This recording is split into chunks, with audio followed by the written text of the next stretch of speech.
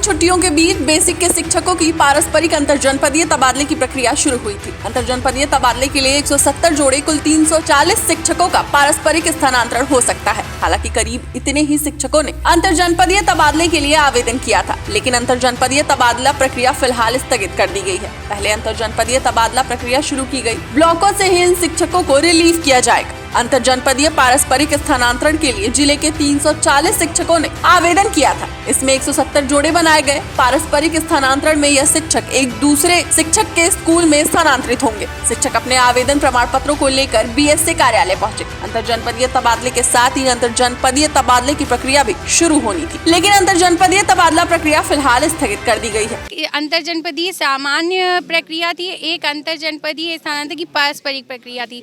दोनों जून में आदेश हुआ था कि दोनों प्रक्रियाएं समानांतर चलेंगी, परंतु एक प्रक्रिया के अभ्यर्थी जो है वो ट्रांसफ़र होके अपने घर भी पहुंच गए और हम लोगों के लिए नित्य नए नियम बना दिए जाते हैं।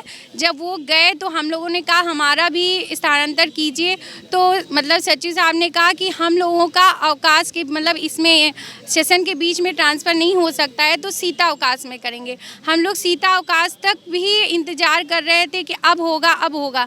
अब उसमें एक कोर्ट से किसी प्रकार का कोई स्टे नहीं था। एक रिट डाली थी किसी ने, वो कोर्ट में केस चल रहा था जिसका निर्णय हमारे पक्ष में है, परंतु उसको एक गलत तरीके से करके उसमें एक कल आदेश निकाला गया जिसमें जिले के अंदर के तबादलों को करने के लिए आदेश दिया गया और जिले के बाहर पारस्परिक स्थानांतरण को रोक लगा दी गई। इन शिक्षकों को प्रथम बार पारस्परिक अंतरजनपदीय स्थानांतरण प्रक्रिया में सम्मिलित होने का अवसर मिला था और सचिव बेसिक शिक्षा परिषद द्वारा स्थानांतरण प्रक्रिया पर रोक लगा देने से शिक्षकों को इसका भी लाभ नहीं मिल सका। और वहीं पर सचिव बेसिक शिक्षा द्वारा एक से अधिक बार आवेदन करने वालों के मामले में प्रथम बार वालों को कार्यमुक्त कार्यभार ग्रहण करने के 11 जनवरी के आदेश को भी स्थगित कर दिया गया है और आदेश स्थगित करने के कारण शिक्षकों में आक्रोश है। वो धरना प्रदर्शन कर रहे हैं और इनका कहना है जब तक इनकी मांगे पूरी नहीं होगी तब तक ये शिक्षक ऐसे ही बेसिक शिक्षा निदेशालय पर धरना प्रदर्शन करते रहेंगे। मैं बागपत जिले का रहने वाला हूँ। 900 किलोमीटर दूर सोनभद्र में मेरी पोस्टिंग है।